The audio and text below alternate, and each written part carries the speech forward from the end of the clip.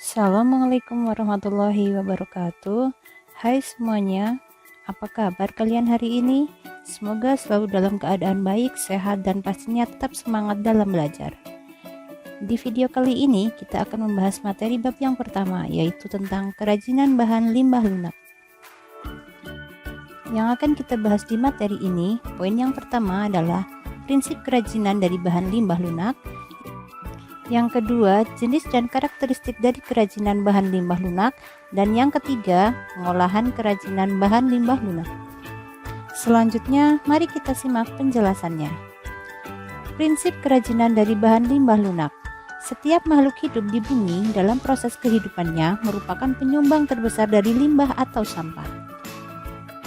Limbah atau sampah sendiri memiliki pengertian suatu bahan yang terbuang atau dibuang dari hasil kegiatan manusia sehari-hari maupun proses alam yang belum memiliki nilai ekonomis, seperti limbah rumah tangga, limbah pabrik, dan limbah dari suatu kegiatan tertentu.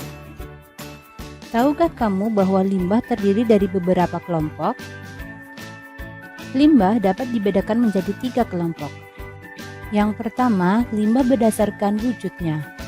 Yang kedua, limbah berdasarkan sumbernya. Dan yang ketiga, limbah berdasarkan senyawanya. Untuk limbah berdasarkan wujudnya, dibedakan menjadi 3 macam, yaitu limbah gas. Limbah gas merupakan limbah yang berbentuk gas seperti karbon dioksida dan karbon monoksida. Yang kedua, limbah cair. Limbah cair merupakan limbah yang berbentuk cair seperti air sabun, air hujan, rembesan AC, dan minyak goreng buangan. Yang berikutnya limbah padat. Limbah padat merupakan limbah yang berbentuk padat seperti bungkus jajanan, plastik, botol, dan yang lainnya. Berikutnya limbah berdasarkan sumbernya. Limbah berdasarkan sumbernya dibagi menjadi 4 macam. Yang pertama, limbah pertanian, yaitu limbah yang dihasilkan dari kegiatan pertanian. Yang kedua, limbah industri, yaitu limbah yang dihasilkan dari pembuangan kegiatan industri. Yang ketiga, limbah pertambangan, yaitu limbah yang dihasilkan dari kegiatan pertambangan. Dan yang terakhir adalah limbah domestik, yaitu limbah hasil rumah tangga, pasar, ataupun permukiman dan yang lainnya. Dan yang terakhir, limbah berdasarkan senyawanya. Limbah berdasarkan senyawanya dibagi menjadi 2 macam, yaitu limbah organik dan limbah anorganik. Limbah organik itu adalah limbah yang mudah diuraikan atau mudah membusuk. Contohnya seperti kulit buah dan sayur-sayuran. Yang kedua, limbah anorganik adalah limbah yang sulit atau bahkan tidak bisa diuraikan dan tidak bisa membusuk. Contohnya seperti plastik, beling, baja, dan lain sebagainya. Poin berikutnya yaitu jenis dan karakteristik bahan limbah lunak. Limbah lunak adalah limbah yang bersifat lembut, empuk, dan mudah dibentuk.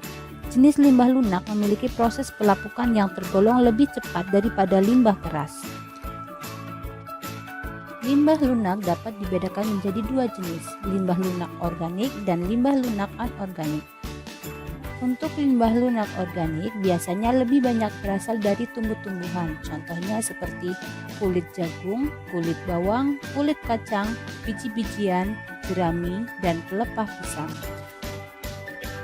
Pengolahan limbah organik basah dapat dilakukan dengan cara pengeringan melalui sinar matahari langsung, yaitu guna untuk menghilangkan kadar air di dalamnya. Bahan baku yang sudah kering merupakan bahan baku yang nantinya dapat dibuat menjadi berbagai macam produk kerajinan. Untuk limbah lunak anorganik, ini biasanya berasal dari campuran zat kimia dan menghasilkan bahan yang lembut, empuk, lentur, dan mudah dibentuk, serta diolah dengan bahan yang sederhana, contohnya seperti kotak kemasan, kain perca, karet sintetis, dan styrofoam. Poin terakhir yang akan kita bahas di materi ini adalah pengolahan bahan limbah lunak. Pengolahan bahan limbah lunak memerlukan pengetahuan yang memadai agar dalam pemanfaatannya tidak menghasilkan limbah yang baru, yang justru akan menambah permasalahan di lingkungan dalam kehidupan kita. Pengolahan bahan limbah lunak, baik organik maupun anorganik, diolah dengan prinsip-prinsip tertentu. Prinsip-prinsip yang diterapkan dalam pengolahan limbah lunak atau yang lebih dikenal dengan istilah 3R. 3R tersebut ialah reduce, reuse, dan recycle. Reduce atau mengurangi adalah kegiatan meminimalisir barang atau material yang sudah tidak digunakan lagi. Sebagai contoh, pada saat berbelanja kita membawa tas belanjaan sendiri, tidak sering membeli minuman kemasan, dan sebagainya. R yang berikutnya adalah reuse atau menggunakan kembali. Ialah kegiatan memilih barang-barang yang bisa dipakai kembali. Misalnya membuat kerajinan dari bahan bekas. Orang-orang kreatif biasanya mampu mengubah sampah menjadi sesuatu yang bernilai tinggi dan berguna. R yang ketiga ialah recycle atau mendaur ulang. Mendaur ulang ialah proses untuk menjadikan suatu bahan bekas menjadi bahan baru dengan tujuan mencegah adanya sampah yang sebenarnya dapat menjadi sesuatu yang berguna, mengurangi penggunaan bahan baku yang baru, serta mengurangi polusi dan kerusakan lahan. Demikian untuk materi di video kali ini. Sampai jumpa di video bagian kedua berikutnya. Semoga bermanfaat dan wassalamualaikum warahmatullahi wabarakatuh.